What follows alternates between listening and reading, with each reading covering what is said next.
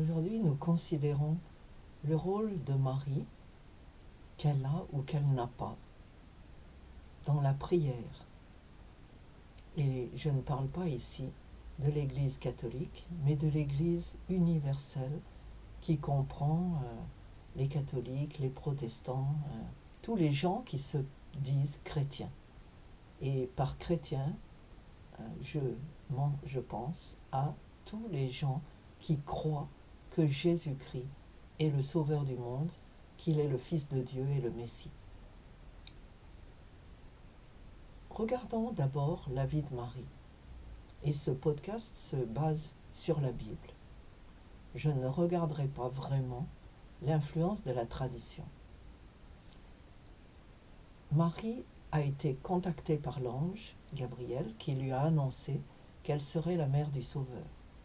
Elle a accepté ce rôle, mais quand l'ange lui a parlé, il ne lui a pas dit qu'elle serait autre chose que la mère charnelle de Jésus.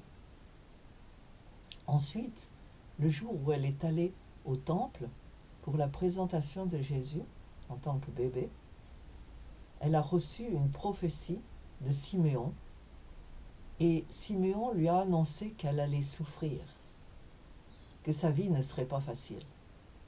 Il n'a pas vraiment donné de détails et en tout cas, il ne lui a pas non plus assigné de la part de Dieu quelque rôle que ce soit dans cette histoire. Les secrets du royaume de Dieu, Jésus a dit, sont réservés aux disciples.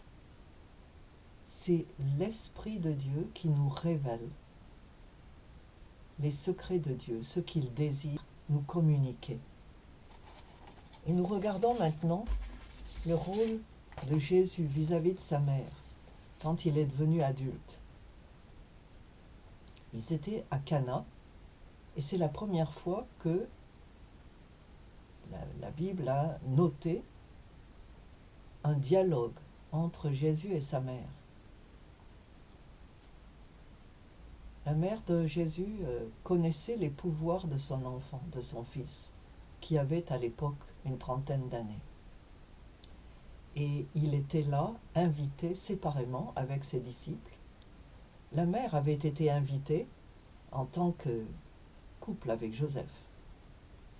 Et elle a remarqué à un certain moment que l'organisateur des festivités n'avait pas vraiment prévu assez de vin pour tous les invités.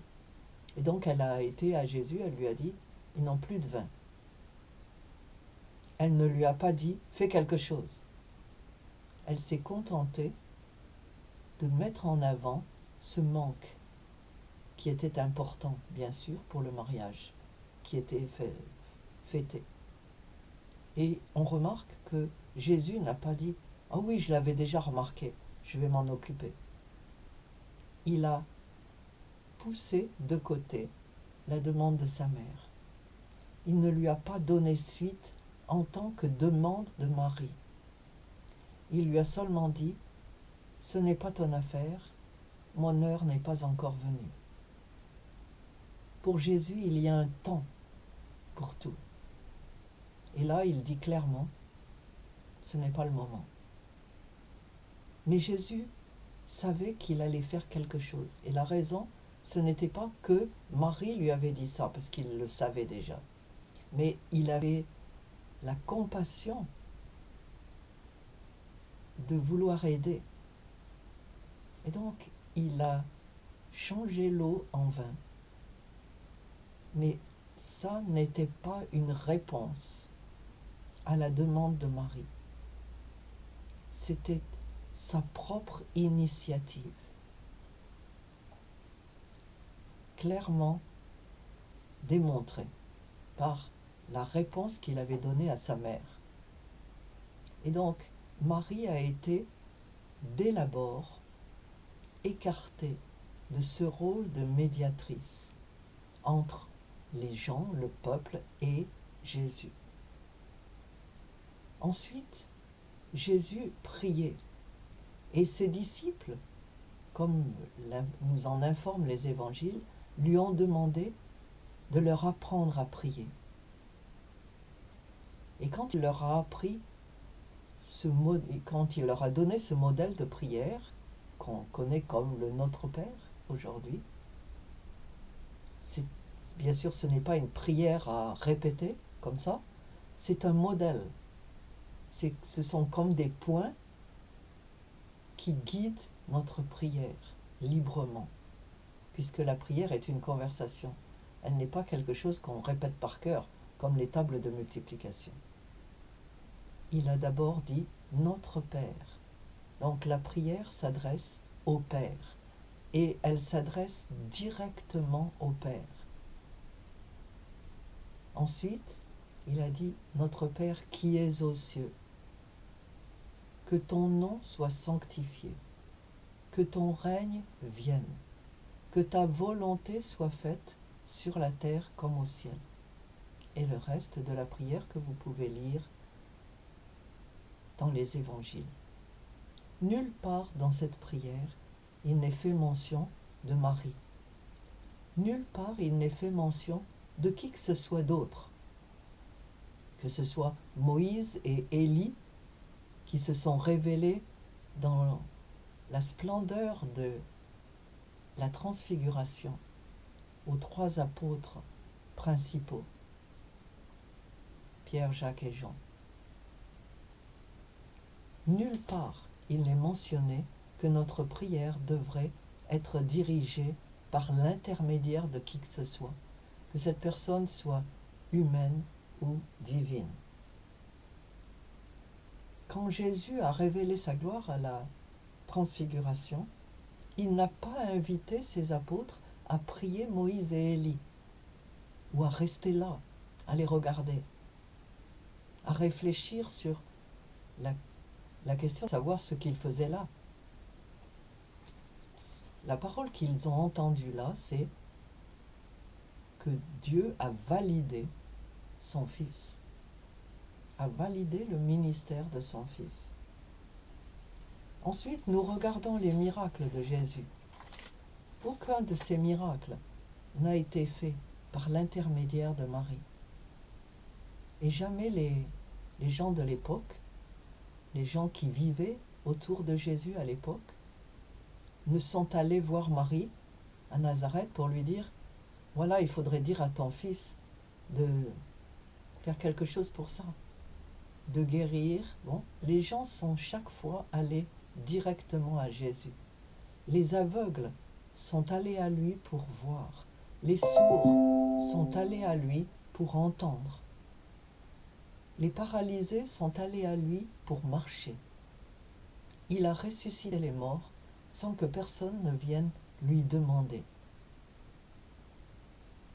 Quelquefois, les gens sont venus à Jésus pour le cas de personnes qui étaient dans un autre endroit. Par exemple, la belle-mère de Pierre était malade et les disciples ont signalé l'affaire, la maladie, à Jésus.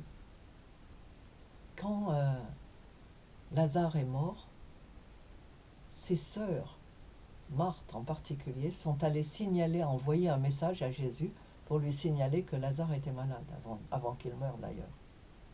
Donc chaque fois, les gens sont allés directement à Jésus.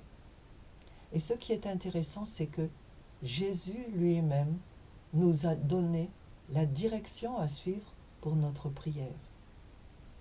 Dans l'évangile de Jean, il a dit « Je suis la porte ». Il n'y a pas d'autre porte. Si Jésus est la porte, Judas, Pierre, Jacques ne sont pas la porte.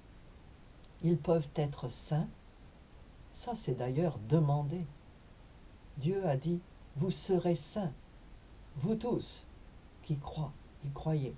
Vous serez saints parce que je suis saint. » La sainteté est une demande qui est faite à tous les croyants. Donc nous sommes tous des saints. Dans cette perspective-là, être saint ne veut pas dire que nous avons fini notre vie et tout réussi. Être saint, c'est être dans la volonté de Dieu, qui nous purifie et qui nous sanctifie chaque jour. Jésus a dit, je suis la porte des brebis.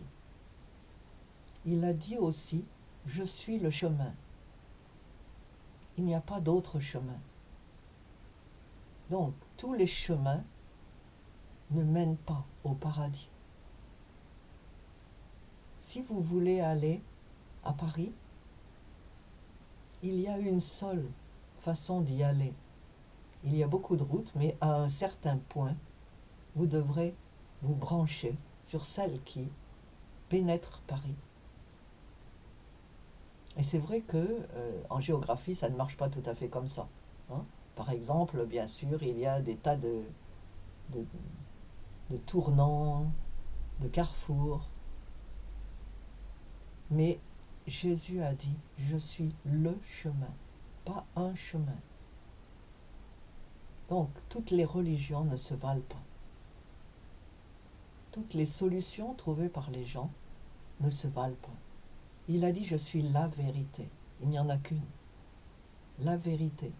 Parce que ce qu'il dit est la vérité. Ce qui veut dire que tout le reste est mensonge. Et enfin, il est la vie. Et il est aussi écrit dans la Bible que Jésus est le seul médiateur entre Dieu et nous. Et c'est pourquoi, quand nous prions, nous terminons nos prières en disant « Nous prions tout cela au nom de Jésus-Christ, au nom de Jésus. » Parce que nous entrons par Jésus, la porte. Et aucune personne dans le monde ou ailleurs ne peut nous amener à Jésus. Les gens peuvent faire un bout de chemin avec nous. Nous pouvons avoir des mentors, des modèles, des conseillers, mais aucun ne peut nous faire pénétrer en Jésus. Ils peuvent nous amener à Jésus, mais c'est là que l'histoire se termine. Et c'est à nous, maintenant, de choisir Jésus comme la porte, le chemin, la vérité, la vie, pour aller au Père. Et nulle part, nous ne voyons le rôle de Marie. Là, Marie n'est pas co-médiatrice avec Jésus. Jésus est le seul médiateur entre Dieu et les hommes. Elle n'est pas co-rédemptrice parce que c'est Jésus qui a sauvé. Elle n'est pas morte sur la croix. Elle ne s'est pas sacrifiée. Elle était juste une autre personne, aussi pécheresse que vous et moi. Mais elle a choisi ensuite de devenir disciple.